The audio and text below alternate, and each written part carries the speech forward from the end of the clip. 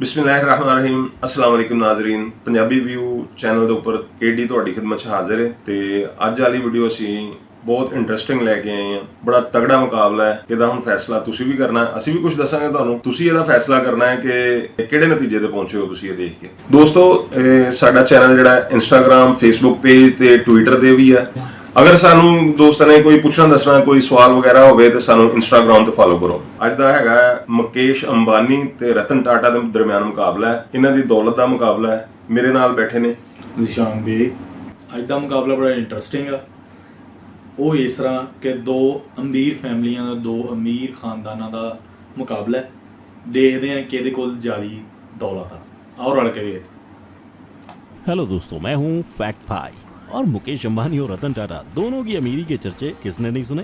मतलब जहाँ हस्बैंड एक फूल का खर्चा नहीं करते, वहीं मुकेश अंबानी ने एक नहीं 3 बार अपनी वाइफ को करोड़ों की प्राइवेट जेट गिफ्ट की है। पर प्राइवेट जेट, लग्जरी कार्स और अंटीलिया के मालिक अंबानी के पास सिर्फ 6 कंपनियां हैं। लेकिन रतन टाटा की बात करें तो ये रहते तो बस इत्तू से बंगले में, पर इनके पास 135 से ज्यादा कंपनियां हैं। तो अब बताओ 6 वर्सेस 135 किसकी जेब भारी होगी? वेल, इसका जवाब शायद ही है किसी के पास। पर अगर मेरा वीडियो देखा तो क्या पता आप खुद ही दे दें इसका जवाब। और वैसे तो आज एशिया के सबसे अमीर इंसान का टाइटल मुकेश अंबानी के पास है, पर अगर रतन टाटा अपनी पूरी दौलत अपने हाथों में ले ले तो वो भी बन सकते हैं एशिया के सबसे अमीर इंसान। लेकिन आखिर वो ऐसा कर क्यों नहीं रहे? तो चलिए आपके सवालों का जवाब जानने के लिए शुरू करते हैं हमारा इन बिजनेसमैन का पैसे और शो ऑफ से भरा ये सफर। मुकेश अंबानी वर्सेस रतन टाटा, किसका शो ऑफ है ज्यादा?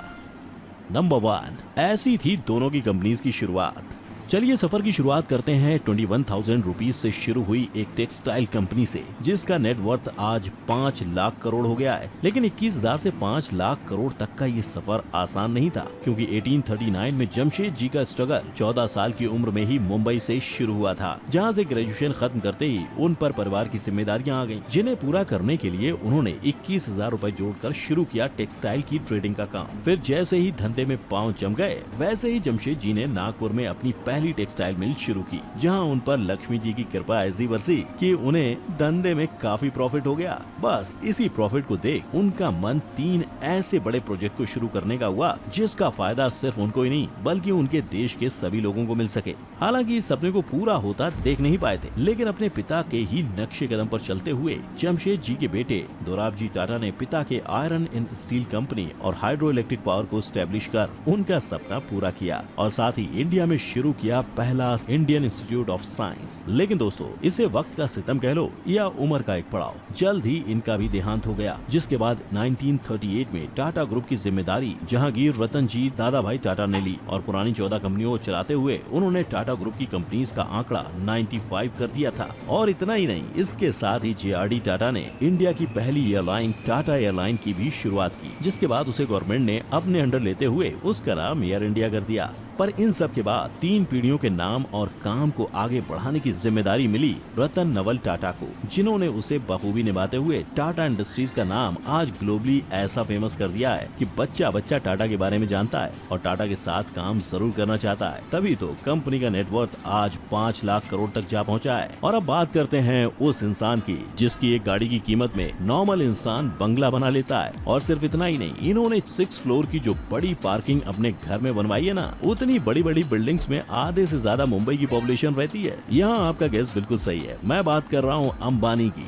जिनके हाथ में कोई सोने का कटोरा नहीं था। और हमारे ही पापा की तरह धीरूभाई अंबानी ने भी कड़ी मेहनत और सैलरी में मिलने वाले सिल्वर कॉइन्स को जमा कर करके अपना बिजनेस शुरू किया था। मतलब पैसे जमा होने पर वो विदेश की नौकरी को छोड़कर मुंबई की एक चौल में रहने आ गए, और जैसे तैसे बहुत संघर्ष और मेहनत के बाद धीरूभाई अंबानी ने रिलायंस कमर्शियल कॉर्पोरेशन को शुरू किया, जो मसालों और यार्न्स में ट्रेड करता था। और जैसे ही मसालों और यार्न के धंधे में वो सेट हो गए, वैसे ही उन्होंने विमल नाम से अपने कपड़ों का बिजनेस भी शुरू कर दिया। पर विमल लोगों को लुभाने में फेल हुआ, इसलिए उसको कस्टमर्स का अच्छा रिस्पांस नहीं मिला, जिसके बाद उसके स्टॉक में लोगों से इन्वेस्ट करवाने और उसके स्टॉक को बेचने का काम भी खुद धीरूभाई अंबानी को करना पड़ा। लेकिन अपने आप में ये काफी बड़ी बात है कि जिस टाइम लोग इन्वेस्ट जानते नहीं थे, उस टाइम धीरूभाई अंबानी ने विमल के IPO में लोगों से इन्वेस्ट करवाया था, और ऐसी इन्वेस्टमेंट करवाई थी जिसका फायदा कंपनी और इन्वेस्टर्स दोनों को भरपूर हुआ। और कुछ ही सालों में 70 करोड़ के रेवेन्यू वाले रिलायंस का रेवेन्यू 2002 में 75,000 1000 करोड़ हो गया था।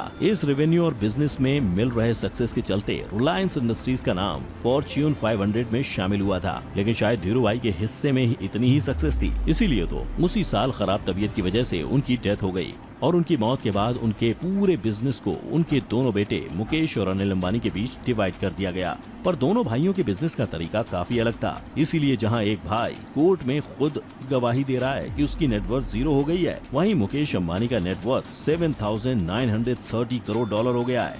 नंबर 2, किसका पैसा है ज्यादा, जिससे होता है उसका फायदा। चलिए अब बात करते हैं इनके आज की, यानी कि दोनों के पैसों की, क्योंकि ये सारी लड़ाई उसी की तो है। पर क्या आप जानते हैं 88 मिलियन के नेटवर्थ वाले मुकेश अंबानी रिलायंस रिटेल, रिलायंस पेट्रोलियम और रिलायंस जियो जैसी कई कंपनीज के मालिक हैं, परंतु वहीं 135 से ज्यादा कंपनीज की सब्सिडरीज होते हुए भी रतन टाटा का नेटवर्थ हमेशा अंबानी से कम रहा है और कभी कागजों पर दिखाई भी नहीं दिया है। पर आखिर क्यों, तो आइए जानते हैं। ये तो हम सभी को पता है कि रिलायंस इंडस्ट्रीज फिलहाल लिमिटेड सेक्टर्स में ही काम कर रही है, लेकिन वहीं टाटा ग्रुप इंडिया के ऑलमोस्ट हर फील्ड में काम कर रहा है, जैसे स्टील, केमिकल, आईटी, ऑटोमोबाइल वगैरह वगैरह। तभी तो सब्सिडरीज कंपनीज की ज्यादा होने की वजह से टाटा ग्रुप का market capital most of the time Reliance group से ज्यादा ही रहता है। फिर भी मुकेश अंबानी का नेटवर्थ आज इंडिया में सबसे ज्यादा कैसे है, यही जानना चाहते हैं ना? तो आपकी क्यूरियोसिटी को खत्म करते हुए मैं बता दूं, मुकेश अंबानी का नेटवर्थ इसलिए ज्यादा है क्योंकि रिलायंस ग्रुप में वो 48% शेयर के मालिक हैं और जब शेयर्स ही लगभग आधे उनके नाम है तो जाहिर सी बात है कंपनी का फायदा होने पे आदमी की वैल्यू भी बढ़ती ही है। इसीलिए तो सितंबर 2020 में अंबानी साहब का नेटवर्थ 88 बिलियन डॉलर हो गया था। लेकिन वहीं अगर हम बात करें रतन टाटा की, तो टाटा ग्रुप में वो 1% से भी कम शेयर के मालिक हैं, क्योंकि उनकी ग्रुप का 66% शेयर उनकी ही कंपनी के अलग अलग ट्रस्ट जैसे sir Ratan Tata trust, sir Dorabji Tata trust, Tata education trust जैसे कई ट्रस्ट को डोनेट किया जाता है, जो इंडिया के एजुकेशन, हेल्थ, लाइवलीहुड जनरेशन और आर्ट एंड कल्चर जैसे अलग अलग सेक्टर्स में काम कर रहे हैं। मतलब बंदे को पूरी 134 प्लस कंपनीज मिली थी अपने नाम करने के लिए, लेकिन फैमिली वैल्यू को आगे बढ़ाते हुए वो कंपनी का 2/3 से भी ज्यादा हिस्सा देशवासियों के लिए दान कर रहे हैं। इसका मतलब समझ रहे हैं आप? इसका मतलब अगर सिर्फ और सिर्फ चैरिटी वाले शेयर भी रतन टाटा ने अपने नाम कर लिए होते ना, तो शायद आज वो न सिर्फ इंडिया के बल्कि पूरे एशिया के सबसे अमीर आदमी होते। लेकिन दोस्तों, कहीं इसका ये मतलब तो नहीं कि मुकेश अंबानी सिर्फ पेपर्स पर अमीर है, जबकि जेन्युइन पैसा रतन टाटा के पास है। ये तो सोचने वाली बात है। नंबर 3, जैसे खर्चे वैसे चर्चे। घर, गाड़ी, पैसा सब है इन दोनों के पास, लेकिन फिर भी क्यों दिखते हैं एक के खर्चे तो वहीं दूसरे के कम होते हैं चर्चे? क्योंकि पैसा तो बोलता है बॉस, लेकिन जिसको दिखावा करना आता है शायद उसका ही ज्यादा बोलता है। तभी तो जब अंबानी ने अपनी बेटी की शादी में 110 करोड़ खर्च किए थे, तब उसके चर्चे बड़े जोरों शोरों से हुए थे। और तो और, जैसा कि मैंने आपको इंट्रो में ही बताया था कि मुकेश अंबानी ने अपनी वाइफ नीता अंबानी को 3 बार 1000 स्क्वायर फीट का प्राइवेट जेट गिफ्ट किया है, जिसकी कीमत करोड़ों में होती है। पर चौंकिए मत, क्योंकि इनके खर्चे अभी खत्म नहीं हुए हैं। इनके पास एक याट भी है जो स्पेशली सोलर ग्लास रूफ से बनाई गई है और जिसकी अप्रॉक्स कीमत 700 करोड़ है। और अब जब पति इतने खर्चे कर ही रहा है तो बीवी क्यों पीछे रहे? इसीलिए तो नीता अंबानी को हमेशा नए डिजाइनर कपड़े, ब्रांडेड वॉचेस और महंगे बैग्स के साथ ही देखा जाता है। पर देखो भाई, जब सेठ इंडिया का सबसे अमीर आदमी हो तो उसके नौकर को भी तो उसके स्टैंडर्ड का होना पड़ेगा। इसीलिए मुकेश अंबानी अपने सिक्योरिटी गार्ड्स को भी 2.5 से 3 करोड़ वाली मर्सिडीज AMG G63S में साथ लेके घूमते हैं। और तो और, अपने एंटीलिया में गर्मियों में स्नोफॉल का मजा लेने के लिए इन्होंने उसके लिए अलग से स्नो रूम तक बनवाया है। लेकिन वहीं अगर हम रतन टाटा के खर्चों की बात करें तो उनकी आइडियोलॉजी हमेशा से सिंपल लिविंग की रही है। इसीलिए तो उन्होंने आज तक कोई बड़ा खर्चा नहीं करते हुए अपना घर भी काफी सिंपल और एलिगेंट रखा है। साथ ही अपने पैसों को स्टार्टअप में इन्वेस्ट किया है ताकि उनकी कंट्री और कंट्री के लोग दोनों आगे बढ़ सकें। फिर इसके अलावा उनका टाटा हेल्थ केयर खुद को एक्सपेंड करते हुए अब इंडिया के 25 स्टेट्स और यूनियन टेरिटरीज में फैल गया है। और अब तो टाटा ग्रुप अपनी कंपनीज की तरह सोशल वर्क के हर फील्ड में अपने पैर पसारने लगी है। फिर चाहे वो वाटर सैनिटेशन हो या स्पोर्ट्स या फिर डिजास्टर मैनेजमेंट, माइग्रेशन या सोशल जस्टिस ही क्यों ना हो, पर जिस तरह से टाटा ग्रुप लोगों के लिए बिना किसी पब्लिसिटी के काम कर रहा है, उससे तो ये साफ दिख रहा है कि इनकी वैल्यू और इथिक्स इनके लिए कितने इम्पोर्टेंट है। क्योंकि एक बिजनेसमैन जहां अगर एक गुलाब भी खरीद लेता है तो उसकी हवा उड़ने लगती है, मतलब उसकी न्यूज बन जाती है। वहीं दूसरा बिजनेसमैन ऐसा है जिसके पास किसी चीज की कमी नहीं है, लेकिन फिर भी वो सोशल वर्क में इतने आगे पहुंच गए हैं जिसका शायद किसी को पता ही नहीं है, और इसकी वजह है उनका खुद ये सब काम छुप छुप के करना। पर अब आप ही बताइए, इन दोनों बिजनेसमैन ने एक जैसी मेहनत कर अपने आप को, अपनी कंपनी को इतने आगे पहुंचाया, लेकिन फिर भी एक इंसान दुनिया की नजरों से खुद को बचाते हुए सारे काम कर रहा है, तो वहीं दूसरे का छोटे से छोटा खर्चा भी लाइमलाइट में आ जाता है। तो क्या ऐसे में अपने खर्चे का चर्चा करना वाकई में जरूरी है? क्या लगता है आपको? कमेंट बॉक्स में जरूर बताना। इसके साथ ही अगर आपको हमारी आज की ये वीडियो अच्छी लगी हो तो लाइक और शेयर करना मत भूलना, और साथ ही ऐसे कई नए पुराने चर्चे के बारे में ज्ञान अर्जित करते रहने के लिए हमारे चैनल को भी सब्सक्राइब कर लेना। साथ ही हमारी कोई भी अपडेट आपसे मिस ना हो, इसलिए बेल आइकन को भी हिट करना याद से। फिर मिलेंगे किसी। ਹਾਂ ਬਈ ਨਿਸ਼ਾਨ ਬਈ, ਜਿਸ ਤਰ੍ਹਾਂ ਕਿ ਵੀਡੀਓ 'ਚ ਭਾਈ ਦੱਸ ਰਿਹਾ ਹੈ, ਉਸ ਤਰ੍ਹਾਂ ਤੇ ਦੇਖਣ 'ਚ ਤੇ ਮੁਕੇਸ਼ ਅੰਬਾਨੀ ਕੋਲ ਬਹੁਤ ਪੈਸਾ ਹੈ, ਬਹੁਤ ਪੈਸਾ ਹੈ, ਬਹੁਤ ਅਮੀਰ ਆਦਮੀ ਆ, ਫੁੱਲ ਅਯਾਸ਼ੀ ਨਾਲ ਜ਼ਿੰਦਗੀ ਗੁਜ਼ਾਰ ਰਿਹਾ ਹੈ, ਬਹੁਤ ਟੌਪ ਕਲਾਸ ਕਰਕੇ ਘਰ ਬਣਾਇਆ ਹੈ। ਇਸ ਤੋਂ ਮਤਲਬ ਵੱਡੀ ਕੀ ਚੀਜ਼ ਹੋ ਸਕਦੀ ਹੈ ਕਿ ਉਹਦੀ ਗੱਡੀਆਂ ਦੀ ਪਾਰਕਿੰਗ ਜਿਹੜੀ ਆ ਉਹਦੇ ਵਾਸਤੇ 6 ਫਲੋਰ ਦੀ ਬਿਲਡਿੰਗ ਹੈ, ਉਹ ਵੀ ਆਟੋਮੈਟਿਕ। ਮਤਲਬ ਯਾਨੀ ਕਿ ਦੁਨੀਆ ਦੀ ਸਭ ਤੋਂ ਮਹਿੰਗੀ ਔਰ ਲੇਟੈਸਟ ਗੱਡੀ ਉਹਦੀ ਪਾਰਕਿੰਗ 'ਚ ਖਲੋਤੀ ਹੈ। ਔਰ ਸਭ ਤੋਂ ਮਜ਼ੇ ਦੀ ਗੱਲ, ਉਹ ਆਪਣੀ ਬੀਵੀ ਨੂੰ ਕਰੋੜਾਂ ਦਾ ਜਹਾਜ਼ ਜਿਹੜਾ ਨਾ, ਜੈਟ, ਪ੍ਰਾਈਵੇਟ ਜੈਟ ਜਿਹੜਾ ਹੁੰਦਾ ਉਹ ਗਿਫਟ ਕਰ ਦਿੰਦਾ 3 ਦਫਾ। ਇਸ ਤੋਂ ਸਾਬਤ ਹੁੰਦਾ ਕਿ ਸਭ ਤੋਂ ਜ਼ਿਆਦਾ ਪੈਸਾ ਜਿਹੜਾ ਨਾ ਜੀ, ਯਾਨੀ ਕਿ ਇੰਡੀਆ ਦਾ ਸਭ ਤੋਂ ਅਮੀਰ ਆਦਮੀ ਮੁਕੇਸ਼ ਅੰਬਾਨੀ। ਮੇਨ ਚੀਜ਼ ਇਹ ਹੈ ਕਿ ਇਹਨਾਂ ਦਾ ਸਭ ਤੋਂ ਦੇਖਣ ਵਾਲਾ ਗਰਾਊਂਡ ਲੈਵਲ ਦੋਨਾਂ ਦਾ ਇੱਕ ਜਿਹਾ ਹੀ ਹੈ, ਠੀਕ ਹੈ, ਜਿਹਦੇ 'ਚ ਯਾਨੀ ਕਿ ਦੇਖਿਆ ਜਾਏ ਕਿ ਮਿਹਨਤ ਦੋਨਾਂ ਸਾਈਡਾਂ ਤੋਂ ਹੋਈ ਹੈ। ਧਾਗੇ ਦੇ ਕੰਮ ਤੋਂ ਹੀ ਦੋਨਾਂ ਸਾਈਡਾਂ ਦੇ ਕੰਮ ਸ਼ੁਰੂ ਹੋਇਆ। ਉਧਰ ਬਹੁਤ ਜ਼ਿਆਦਾ 135 ਕੰਪਨੀਆਂ, ਉਧਰ 6 ਕੰਪਨੀਆਂ। ਹੁਣ 6 ਤੇ 135 ਦਾ ਮੁਕਾਬਲਾ ਤੇ ਨਹੀਂ ਹੈ ਨਾ ਜੀ, ਮੁਕਾਬਲਾ ਉਹਨਾਂ ਨੇ ਯਾਨੀ ਕਿ ਆਪਣੇ ਵਾਲਦੈਨ ਦਾ ਜਿਹੜਾ ਸੀ ਇੱਕ ਏਮ ਨੂੰ ਲੈ ਕੇ ਚੱਲੇ ਨੇ, ਉਹਨੂੰ ਉਹਦੇ ਤੇ ਉਹਨਾਂ ਨੇ ਪੂਰਾ ਕੀਤਾ। ਤੇ ਮੁਕੇਸ਼ ਅੰਬਾਨੀ ਜਿਹੜਾ, ਉਹਦੇ ਵਾਲਦ ਨੇ ਕੰਮ ਕੀਤਾ, ਅੱਛਾ ਕੀਤਾ, ਜਿਹੜਾ ਕਿ ਹੁਣ 2 ਭਰਾ ਨੇ, ਦੋਨਾਂ ਦੇ ਵਿੱਚੋਂ ਇੱਕ ਕਾਮਯਾਬ ਹੋ ਗਿਆ, ਇੱਕ ਨਾਕਾਮ ਹੋਇਆ। ਉਹਦੀ ਵਜ੍ਹਾ ਕੀ ਹੋਈ ਹੈ? ਕਿਉਂਕਿ ਪਾਲਿਸੀਜ਼ ਹੋਣਗੀਆਂ, ਇੱਕ ਮੈਨ ਪਾਵਰ ਹੁੰਦੀ ਹੈ, ਜਿਹੜਾ ਨਾ ਡਿਸੀਜਨ ਪਾਵਰ ਹੁੰਦੀ ਹੈ। ਮੁਕੇਸ਼ ਅੰਬਾਨੀ 'ਚ ਡਿਸੀਜਨ ਲੈਣ ਦੀ ਜਿਹੜੀ ਨਾ ਪਾਵਰ ਹੈ ਸੀ, ਉਹਨੇ ਡਿਸੀਜਨ ਲੈ, ਮੁਸ਼ਕਿਲ ਫੈਸਲੇ ਕਰਨੇ ਪੈਂਦੇ ਆ ਜੀ, ਰਿਸਕ ਲੈਣੇ ਪੈਂਦੇ, ਫਿਰ ਹੀ ਬੰਦਾ ਕਾਮਯਾਬ ਹੁੰਦਾ ਹੈ। ਦੂਸਰਾ ਜਿਹੜਾ ਉਹਦਾ ਭਾਈ ਆ, ਉਹ ਰਿਸਕ ਨਹੀਂ ਲੈ ਸਕਿਆ, ਉਹ ਡਾਊਨ ਹੋ ਗਿਆ। ਬਿਲਕੁਲ ਠੀਕ ਹੈ। ਹੁਣ ਇਹਦੇ 'ਚ ਅੱਗੇ ਜਿਹੜਾ ਰਤਨ ਟਾਟਾ ਦਾ ਤੇ ਇਹਦਾ ਮੁਕਾਬਲਾ ਨਾ, ਮੈਂ ਇਹਦੇ 'ਚ ਜਿਹੜਾ ਦੇਖ ਰਿਹਾ ਹਾਂ, ਉਹਦੇ 'ਚ ਰਤਨ ਟਾਟਾ ਜੀ ਅਜ਼ੀਮ ਇਨਸਾਨ ਨੇ, ਠੀਕ ਹੈ। ਉਹ ਰਤਨ ਟਾਟਾ ਦਾ ਜਿਹੜਾ ਨਾਮ ਆ, ਉਹ ਆਉਣ ਵਾਲੀ ਜ਼ਿੰਦਗੀ ਦੇ ਵਿੱਚ ਸਦਾ ਰਹਿਣ ਵਾਲਾ ਵਾ, ਜਿਹੜੇ ਉਹ ਕੰਮ ਕਰ ਰਹੇ ਆ। ਇਹ ਵਕਤੀ ਤੌਰ ਦੇ ਉੱਤੇ ਇਹਦਾ ਨਾਮ ਹੈ ਬਈ ਜੀ।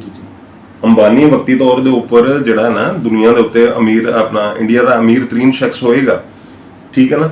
ਲੇਕਿਨ ਜਿਹੜਾ ਰਤਨ ਟਾਟਾ ਵਾ, ਉਹਨਾਂ ਦਾ ਆਉਣ ਵਾਲੇ ਵਕਤ ਦੇ ਵਿੱਚ ਪੂਰੀ ਜ਼ਿੰਦਗੀ ਨਾਮ ਰਹਿਣ ਵਾਲਾ, ਜਿੰਨੀ ਦੇਰ ਤੱਕ ਹੀਰੋ ਦੇ ਤੌਰ ਤੇ ਉਹ ਗਿਣਿਆ ਜਾਏਗਾ। ਦੇਖੋ ਨਾ, ਉਹ ਅੰਬਾਨੀ ਦੇ ਕੋਲ 48% ਸ਼ੇਅਰ, ਉਹਦੀ ਨੈਟ ਵਰਥ ਆ ਉਹਦਾ ਦਿਨ ਬ ਦਿਨ ਜਿਹੜਾ ਉਹ ਗਰੋ ਕਰ ਰਿਹਾ।